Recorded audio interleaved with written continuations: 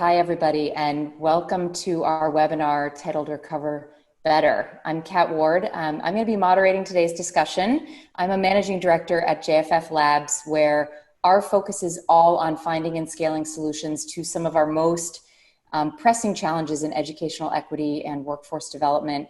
And today, what we're going to be digging into is the COVID crisis and the impact that is going to be having, and it is having, on people, on business, and on the HR managers, like many of you, who are navigating this new terrain between employees and this whole new way of working.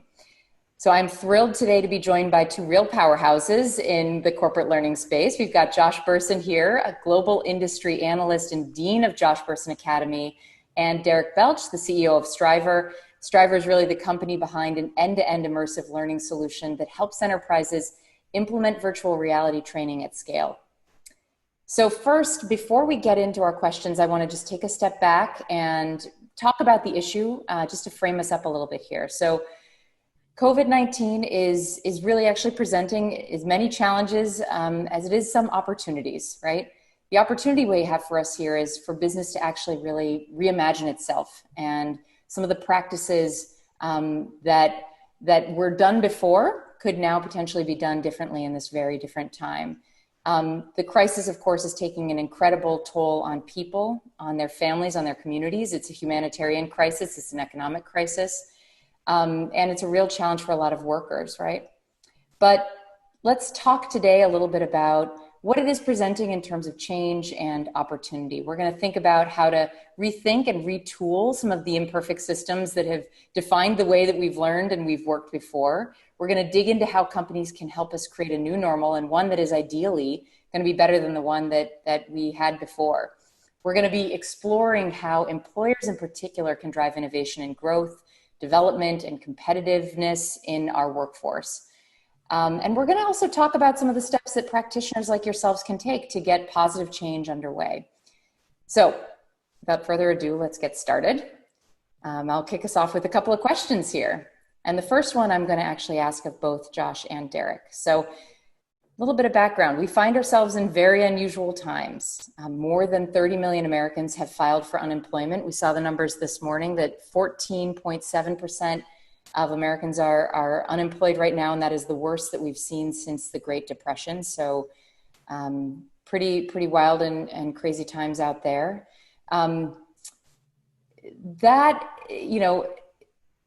I want to take a few minutes to really just step back and hear from both of you.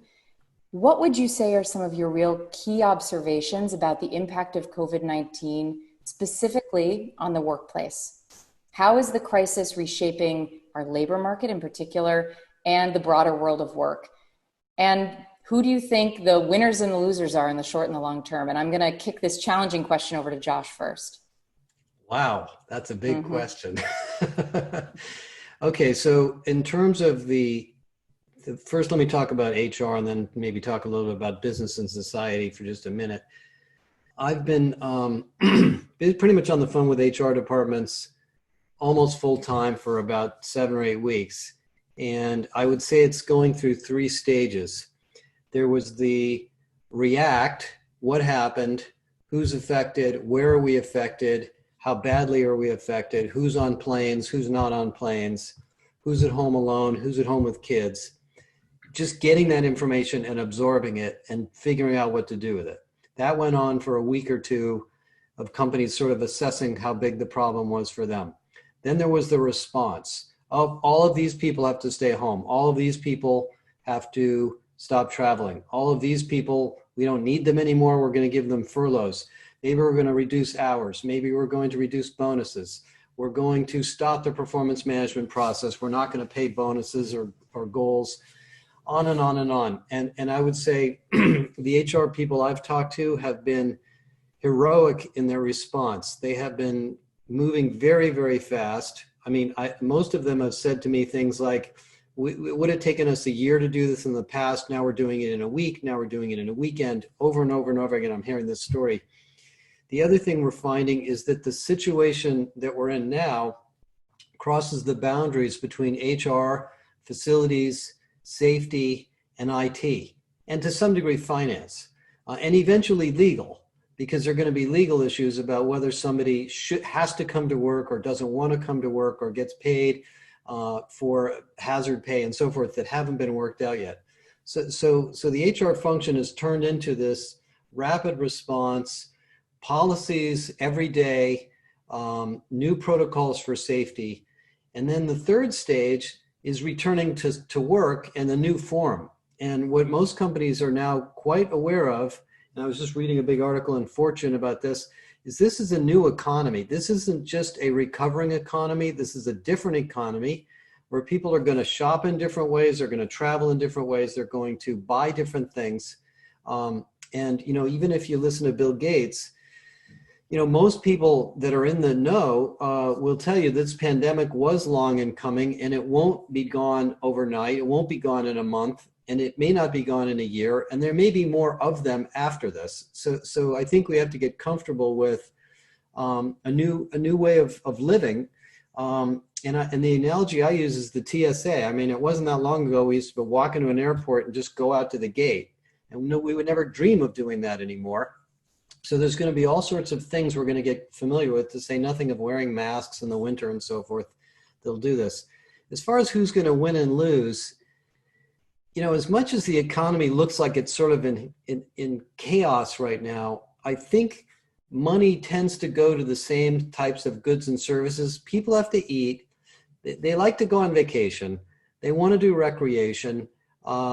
They want to take care of their families. They want to educate themselves. They want to buy clothes. So I don't think all those fundamental drivers of the economy have gone away.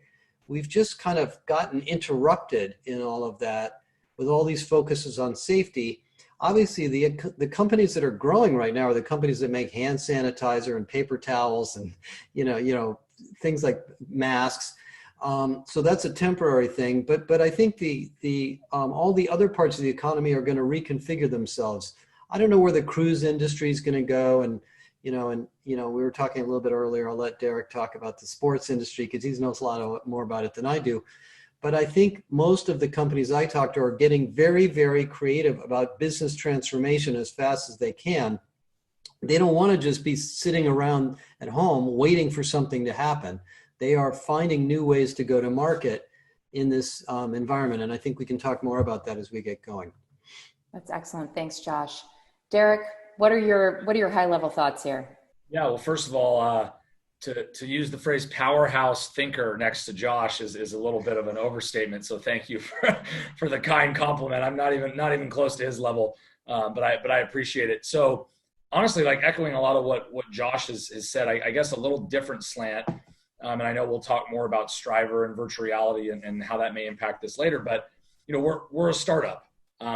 We are like the biggest startup in our space, one of the leaders. So I guess we're a little more than a startup compared to 10-person companies in our world. But what I'm seeing, I'm using that as a metaphor for a reason. I'm seeing our own customers act like startups, many of whom are Fortune 10s, Fortune 100s, Fortune 1000s. To Josh's point, we're seeing our customers turn on a dime and do things in hours, days, and weeks, what would have been months and years. And this is out of their own mouth saying, yeah, we this 3-year plan for remote work just happened in 3 days, right? So it's very real. And we are seeing a lot of our customers, and Josh mentioned a lot of different functions across the company, HR, learning, facilities, IT, finance. We interact with a lot of those as well based on what we do. And we're seeing a startup mentality. We're seeing people very, very open to new things. I had a call this morning with a prospective customer, a Fortune 50. And I mean, he basically said, like, toss out the rules. No one's going to travel for at least 6 months, maybe 16 months or further. That's $50 million saved in travel for onboarding programs and workshops and leadership trainings, all these things, right? And this was a SVP in an HR organization. So like when you think about it that way, there are no rules, and companies are going to be very willing to get creative. And I pushed him as it relates to what Strivr does. And I know we'll talk about this with virtual reality and immersive learning. I was like, so no BS. Like, is this something you guys think you would spend a couple $1,000,000 a year on when you're talking about literally putting headsets in the mail to your employees and having them ship them back? He said, yeah, I do. I do think we would. So like, I never would have thought that would have been possible, just a few months ago, as it relates to just the creativity that some of these large, stodgy organizations, at least from the outside, are thinking with. So definitely interesting. And then I can even say at the micro level, at our level, the small business, it's changed. I mean, we're doing phone calls and Zoom calls, and I'm personally frustrated because I haven't seen anyone on my team in person in 2 months, and that stinks, So like, things are definitely different, and it's going to be interesting to see who adapts and at what speed they adapt going forward. Absolutely. Wow. It sounds like you're really seeing people really just able to adapt, able to make change, and there is hope and opportunity in that, right? So I'm going to take us on to another question here, and this one's going to be a little hard hitting. So let's dive in here. So COVID-19 has definitely magnified some of structural inequities that are pretty deeply embedded in society. Specifically, we have seen disproportionate affecting of communities of color, of frontline workers, and recovery presents an opportunity for us here and for HR departments in particular to re-examine traditional ways of working. And you've been talking about that already. So Josh, first question for you here. During recovery, what do you see as the immediate and then the long-term role for HR professionals, and how can they help companies rebuild in a way that creates a more just, a more inclusive and equitable approach to HR talent management? Well, first of all, in terms of HR and coming out of this, I mean, as Derek said, the HR professionals I talk to, and I think this is pretty common across the board, are really rolling up their sleeves and getting deeply involved in the personal enablement of people who are working at home and under high degrees of stress. I mean, we had a lot of anxiety before this started. Now we have even more anxiety. A survey just came out from MetLife last week, 2,000 or so companies. The number one comment from employees is, I'm tired. I'm tired of the Zoom calls. I'm tired of the conference calls. I'm tired of not having the food I want. I'm tired of not seeing my kids, on and on and on. So what's happening right now is HR departments are becoming very pragmatic and very empathetic, which they already are. Now, on the topic of equality and diversity and fairness, it's come up a lot. The first time I heard it come up was when Microsoft announced that they were going to give 8 weeks paid time off to people with kids at home. And somebody at Microsoft said, well, I don't have kids. Do I get 8 weeks off too? And I thought, okay, well, that's just the very beginning of this conversation about how do we create a fair and equal set of benefits for all the people in different parts of the workforce, including, the underrepresented people and people that are, income, deprived people because of their skills or location or their jobs, are apparently suffering the worst right now, from what I'm reading in the press. So I think companies are going to have to take that really seriously even more. I mean, we were going down this path. It's funny. I'm very aware of the history because I've been doing this so long. Only a couple months ago, we were having debates about the fourth industrial revolution and the role of skills and, robots and people being left behind. Remember all that? I mean, we had a whole campaign about that in the presidential election. All those issues are still there. They didn't go away. Now they're even more acute. So I think we sensitize people to those topics where CEOs are more interested in dealing with them now than they were before. So I'm not saying it's going to be solved overnight, but for example, Verizon, Lincoln Financial, Accenture, ServiceNow got together. They're all, going through all these workforce transformations, and they said, why don't we create a matching and sort of talent sharing system where if I'm shutting down a bunch of stores at Verizon, I can give the names of all the people that we had to let go to another company, maybe a healthcare provider, and they can offer them jobs, maybe temporarily, so they don't have to stay home and live on unemployment. So all those kinds of things are going all over the place. And I think that will help. I'm not saying it's going to be easy on people. It clearly isn't, but I think employers are really focused on trying to resolve these issues as much as they can.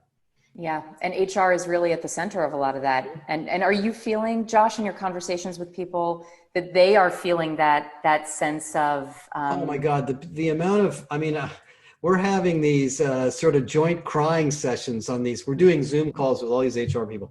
Everybody is extremely empathetic to the needs of every employee right now. I wrote an article I call the CEO of today as the Chief Empathy Officer.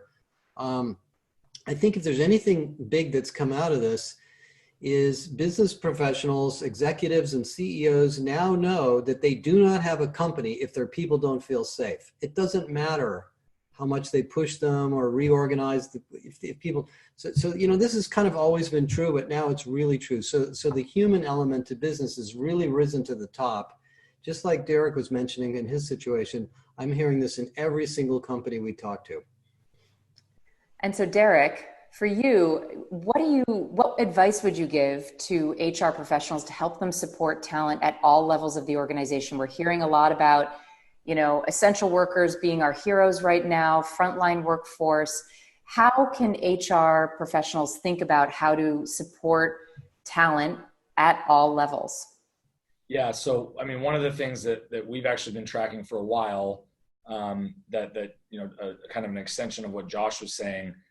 There have been some things happening for the last 6 to 12 to 18 months that now are potentially more relevant than ever. So last end of summer, early fall, the business roundtable of CEOs in America redefined what it means to be a corporation and what the number one goal is of a corporation, from a profit maximizer and returning shareholder equity to investment in employees, stewards of community, like all these things that actually don't have anything to do with profits, or you could argue have everything to do with profits, right?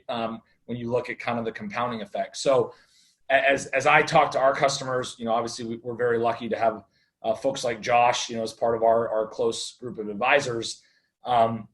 Putting people first has been happening for a while. It's been a shift. It's been a trend. The unemployment aside where we are today, up until 2 months ago, the war for talent was crazy. So how do you compete, especially here in Silicon Valley, how do you compete for people? Well, you speak their language with, technology and modern day tools for the millennial and the younger workforce. You be respectful of the older workforce that is on its way out, and how do you transfer their knowledge down to, to the younger generations, right? So I think putting people first was already happening, but maybe in more of like what are the benefits to the employee way. And now I think it's putting people first as it relates to their safety and their emotional wellness and their mental well-being. Like I sign off every note internally at Strivr that says, stay safe and stay sane, because like that's really important right now while we're all just staring at our own walls every day. So I think this idea of putting people first and investing in people, and whether those are mission critical, essential employees that the country has defined while we're kind of working through these phases, or when we all return to work, okay, how do we be aware of how our people feel about coming back into the office? I know we're doing it. We're running surveys on how people are feeling about coming back to work. Josh, to your point, the chief empathy officer, I can't wait to get back to work, but like that's actually physically back to work, but I'm not sure that's the norm. And I have to think about how my employees feel and make sure that we're putting their feelings first as we kind of work through all this. Kat, there's another thing that I've noticed too. You can't create a people first culture all of a sudden in 2 months because there's a crisis. It's too late. So the companies that have not paid attention to this in the past and are suddenly having an awakening are having a serious awakening. I just had a call earlier this morning with a very, very large financial services company, 44,000 employees. They are losing market share. They're falling behind their competition. They're not innovating. The CEO went to the CHRO and said, "Would you fix this?" And she's like, "Well, wait a minute. It's not a 1 month fix. This is something that's been going on for she's been there 30 years. So she said, well, this is, I don't know what to do. She was actually in a panic. He wants me to give her an answer in 30 days. So I think we're going to sort of the old, when the tide goes out, you can see who's swimming naked thing. We're kind of there. If you're Salesforce and you've had a great CEO who's been focused on people forever, that's great. If you're not, and you haven't been treating that way, you're going to learn how to do it now. Curious your thoughts on this. Are you observing any early indications of the skills that are going to have a higher premium as we reach this new normal?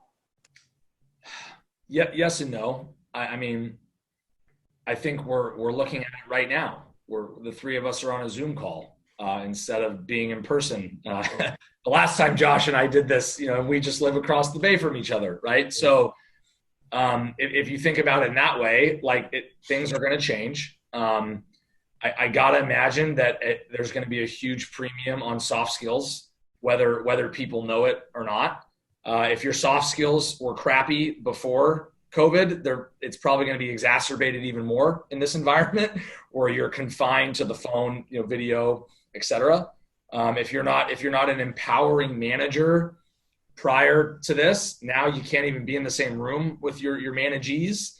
You're probably not going to be a successful manager right now, right? So definitely a lot of soft skill type stuff. Well, and it's stressing managers, first and second line leaders, to learn how to trust and empower, enable people when they're not sitting in the same office all the time. That's a new skill set that's very soft skill heavy. That's very, very big discussion going on in companies. Yeah, and we're seeing parents with kids. I mean, you mentioned that earlier, Kat, I think Microsoft, and if I've already seen a handful of emotional breakdowns because the blend between work-life balance is just gone because we're just always at home. So it's all in one bucket. So I think it'll be super fascinating, to see how all this plays out, and it will be that the performance will be big. Performance in many ways. Who can keep it together? Who can deliver during kind of this weird time?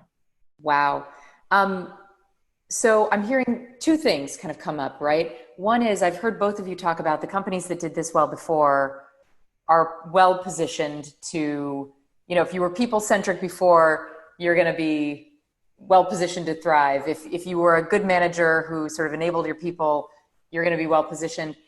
I'm curious about, a lot of the folks we're going to have here with us are HR managers who are trying to figure out how to optimize performance for their companies right now.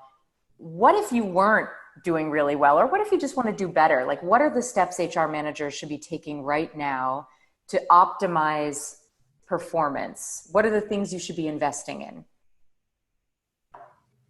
Want me to go first? Go ahead, Josh. Okay. Well, the number one thing is get your head wrapped around remote work and take it seriously. 51% of companies didn't even have a remote work policy until this year, so they're getting into it pretty fast. And that's not simple, as Derek said. It's not just giving everybody a computer and internet. It's setting up norms and having a culture of trust and learning how to communicate with people more regularly and understanding when they're unhappy and under stress and supporting them when they've got a lot of distractions at home. That's number one.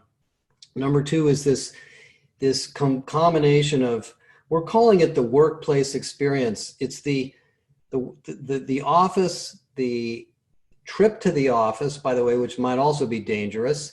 The situation of how we behave in the office and how are we going to create all of that so it's safe and healthy for people. Just like we have to do it for customers, we have to do it for employees. This is a huge thing for HR. I'm not sure HR people are that good at it yet, although the people, like I said, that worked in oil companies have been thinking about safety for a long time. So there's a big discipline there.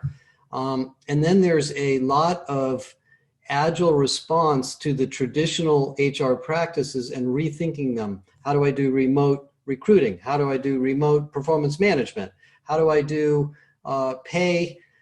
How do I pay people when some people are underperforming because of family issues at home, that have nothing to do with their job? Do I penalize them for that or not? There's all these things that are going to come up. They already are. The diversity and inclusion issue we talked about earlier.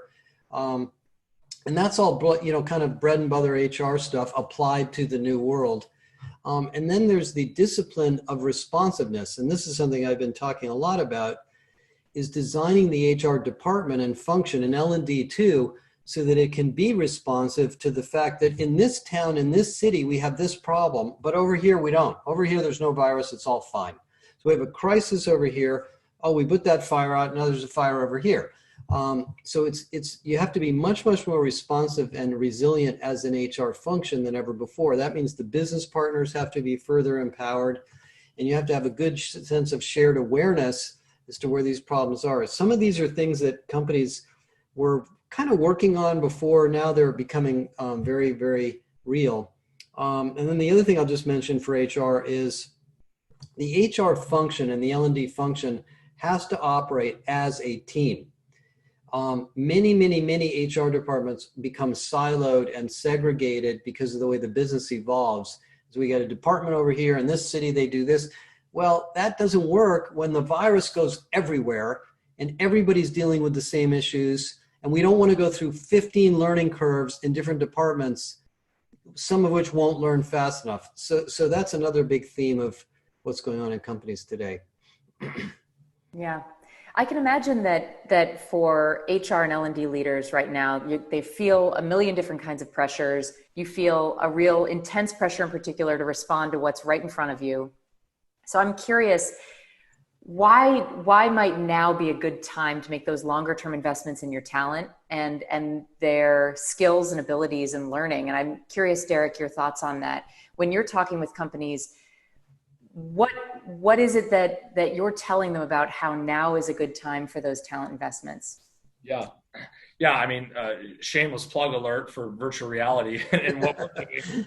Josh already beat me to it 20 minutes ago, so I'll follow. I mean, yeah, we're obviously, we feel very fortunate to be in a leveraging a technology like VR, eventually AR, and some of the other things that will come at a time when remote work is happening, at a time when budget contractions are very real.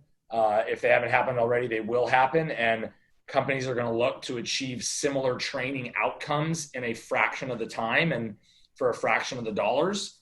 Certain things that they used to do, such as travel and send people places for onboarding activities, or hey, we're a manufacturing company. You work at HQ, but let's actually send you to the plant so you can see how this works, right? How the sausage is made, maybe literally in some cases. That stuff's not happening for a while, if ever again, especially when you see some of the numbers that are going to come back, and when CFOs see that they just saved $100 million in training related, HR related travel saved over the last 12 months. So it's we feel very fortunate, and we're seeing a lot of customers and prospective customers really lean in. Okay, great. So it sounds like the case is strong to be investing in learning now, but I'm curious, what are some of the specific things that companies should be investing in terms of new skills built? Yeah, sure. I can start on that one with our world, and then Josh, maybe you can zoom out. We'll do the reverse since you've been kind of teeing me up, and then I've been going specific. So, I think one of the, again, with Strivr and immersive learning, this was already happening, and now it's just being accelerated. So we've always kind of categorized what our customers focus on into 4 buckets. Operations, process, procedures, safety and hazards, interpersonal skills, and customer service, right? So those have kind of been the 4 buckets that most of our customers have focused on as it relates to how a learning by doing experience with virtual reality can provide a lot of benefit.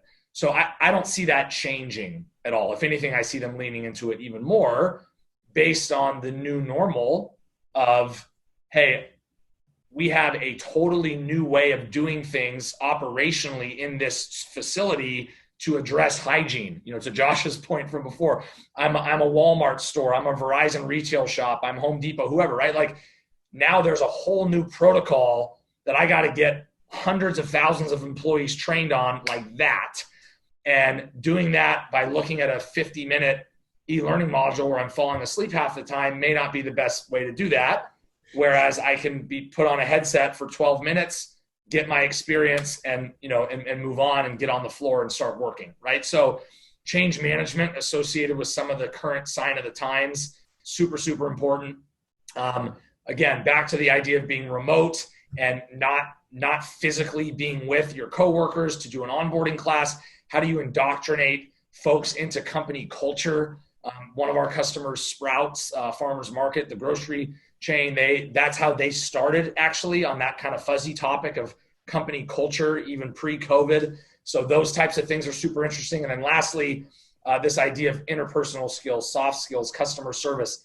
Like I said before, if your soft skills weren't very good before the Zoom era, they're not going to be any better. They're probably going to be worse in this day and age. So how do you give employees more and more reps in those areas in that learning by doing way that a tool like virtual reality affords? And then hopefully it shows up in this new normal. That's kind of how we're thinking about it. Excellent. And from what Derek was sharing in terms of the types of skills that he's seeing companies come to Strivr to work on building, Josh, is this sounding like what you're hearing out there? No. He knows this is absolutely correct. All these, by the way, learning how to do whatever these sanitary procedures are going to be is not going to be something you're going to read about in a book. So we're going to need tools like VR to teach people all these new protocols. And the soft skills topic is gigantic right now. Empathy, listening, communications, sensitivity to others, resilience. I just got off a call with somebody that's going through grieving, teaching managers how to help their employees grieve if they lose somebody, because they happen to have a lot of employees in health and old age homes and stuff. And I've used VR. It's very, very, very effective for those kinds of educational and training tools. So I don't think skills development and education and learning is slowed. Now the education industry has slowed down, but I don't think training has slowed down at all in this crisis. L&D departments I talk to are very, very busy right now. And like Derek said, if you're spending $50 million flying people around to education centers and to physical courses, you have a big budget to spend on technology and new tools. How much more pressure do you think companies are feeling right now, if any, to be training people instead of, let's say, our traditional education system? Here's another example of how urgent it is. So one of the companies we talked to last week was a bank, a Canadian bank. They've got 800 branches. They shut down 80% of the branches, sent everybody home, said, okay, we're going to send you, we're going to let you do your job at home. Well, it's not the same job. So they have to teach them how to become a branch banker on the phone out of their house in a day. And not only that, but they found out that the inquiries they're getting, because they shut down the branches, are not the same. Now people are calling the company and saying, how do I apply for unemployment? How do I get a loan? What happens if my unemployment check is late? How do I do balance? They didn't ask for this in the branch. So they have to train these people on their new jobs, which happened overnight, and a whole new business that they're in as a result of the change in consumer demand. I don't think this particular company has the Strivr stuff yet, Derek, but if they did, all these people could kind of live this in their home lives and get this education quickly. So I think this is happening a lot in a lot of companies, very rapid need for new skills. So Josh, it's going to become very much an employer's market. We're moving from a talent marketplace where talent had more control and more power in the equation. I'm curious your thoughts on why employers should be investing in the development of their existing employees versus, looking ahead if jobs are going to be changing and if indeed it's true that the future of work is upon us and occupations will be shifting and becoming more digitally enabled and all of that. Why wouldn't companies go out to the market and buy the skills that they need? What's the benefit of investing in? Well, they always can do that. It's way more expensive to buy the skills than develop them. because there's the retention of the new people you hire. There's the 20% of the new people you hire turned out to be a bad fit because you didn't recruit them very well. The cost of finding them, the cost of interviewing them, and so that isn't an automatic good decision anyway. In fact, we did one study that said it was 6 times more expensive to hire people than it was to develop them internally in IT skills. And then there's the second issue, which is more urgent right now, which is the skilling that's going on right now in companies is absolutely business critical. If it doesn't work, we aren't going to be a company. We aren't going to have customers. We're not going to be safe. So this isn't like nice to have stuff at the moment. These are really transformations. I think most companies, I mean, I'm certainly seeing this myself. This is not just a pandemic. This is a business transformation going on in every single company. So there's the response and reaction part, but then there's the, what are we going to do now? What business are we in? How are we going to operate differently? And that's just, mission critical training. Absolutely. So let's kind of zero in on a few last questions here for all of us. So I first want to ask Derek, take a step back here. How do you think experiencing this crisis is going to leave the world of work and learning in particular changed? How are things going to look different moving forward? Well, I think we've talked about the travel thing for a while over the last hour. I just don't see how we're going to ever return to anything close to normal with respect to in-person training, anything associated with travel, not only for safety reasons, right now and in the next 6 to 18 months and maybe beyond, but then once the CFOs see the money saved as it relates to not only the travel, but maybe how HR departments and L&D departments reallocated their money. Again, Josh loves talking about the allocation of dollars. It's going to be very compelling, and it's going to be a tough switch to turn back on. And you're going to have people asking to do their jobs remotely, people that are already moving, companies, the 51% that didn't have a remote work policy, now they're going to, and they'll hire someone in another city and we can train them remotely. It's all good, right? So training is going remote. It already kind of was in many areas, but it's going to go even more remote. And so therefore it's likely going even more digital than ever before. A different premium placed on instructors. They're going to have to learn new skills. They're going to have to become video call masters versus commanding a room. It's a commanding a room in a different way. So I think that's a big one, number one. And then I think the other big bucket is, how do you do more with less financially? How do you do more with less time-wise? How do you get people up to speed quicker? I live in a part of the country where it's predominantly knowledge workers in trying to build the next big thing in technology. That's not the norm in the United States, if not the world. Frontline workers are still a massive, it's more than 50% of the population. Factories, warehouses, trucking, there are still a lot of blue collar backbone industries and businesses out there. And especially with the current environment where you have to turn your processes on a dime, new trainings, new sanitation, requirements. If you can't train people quickly, if you can't train them effectively, and if they don't get results from minute one on the job, you're in trouble. So, Josh just said it. You're not going to have customers. There's not going to be a business there. So, I think companies are now going to be forced to take a really hard look in the mirror and say, is what we're doing working? I mean, I get up in every sales meeting I do. I put a picture of a woman, hunched over her computer, click, click, click, falling asleep. Josh has seen it in front of a monitor, and everybody laughs and snickers. And I say, sounds like we have some experience with this. And they all say, yeah. And they're the ones, these professionals have been administering these things for 2 decades, right? So I think we're going to see some really interesting evolution very quickly, focusing on results, time, speed to proficiency, et cetera. Absolutely. And you mentioned do more with less. Can you tell us a little bit more about that? Why is it a do more with less kind of culture that we're heading into? Well, I mean, budgets are going to contract, right? And Josh, what's your quadrant? I think you have only 40% of Yeah. HR spend is spent on this Well, I sauce. call it do less with less. Yeah. Okay. There. I actually think I Yeah. think there's a big decluttering going on.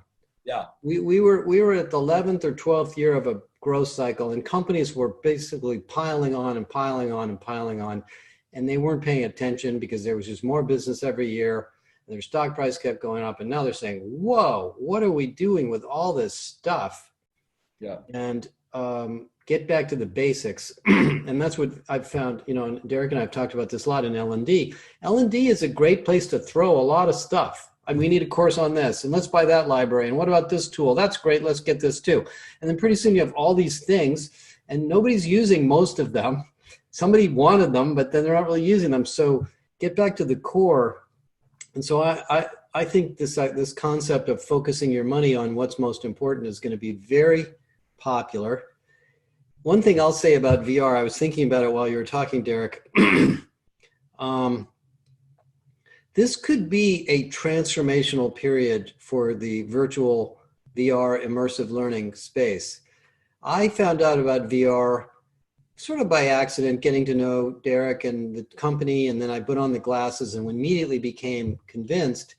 But people that haven't tried it, or they're skeptical of it, or they don't want to spend the money on the glasses, and they haven't learned about it yet, they maybe haven't jumped in. It may go mainstream after this because the ROI of this is really high.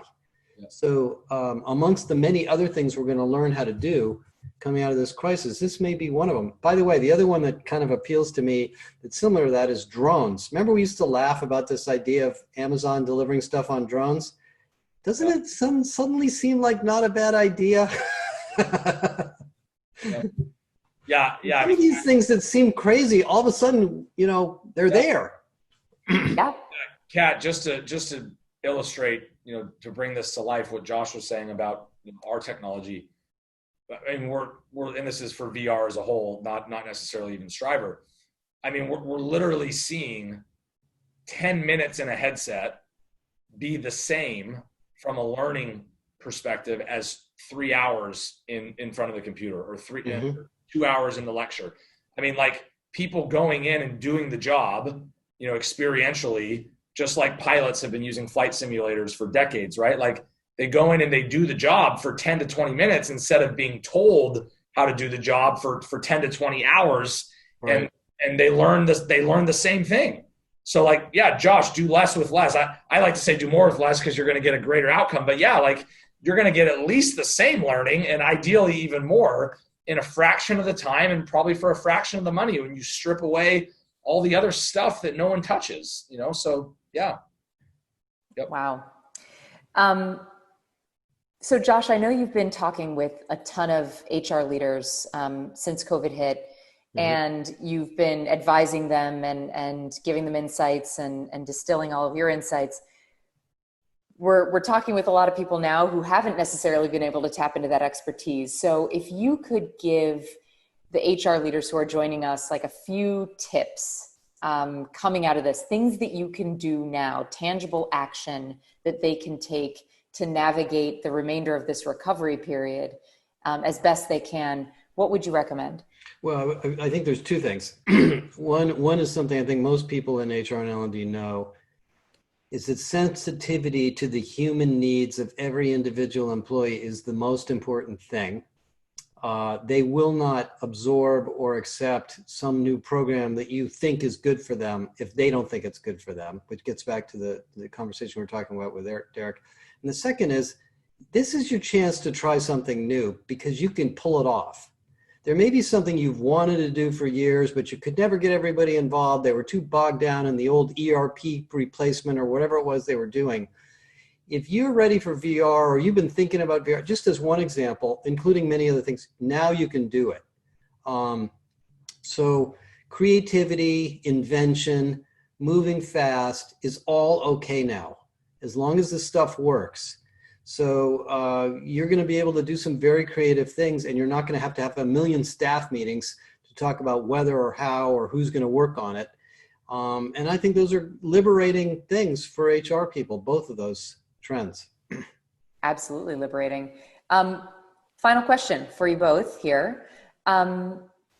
When this is all over, and we don't know when that is going to be, but let's imagine ourselves there and we look back at how we handled this. How would you want to say in our best lived, best reality, if we could look back at this situation, we've done our best things, what would that look like? What would we have done?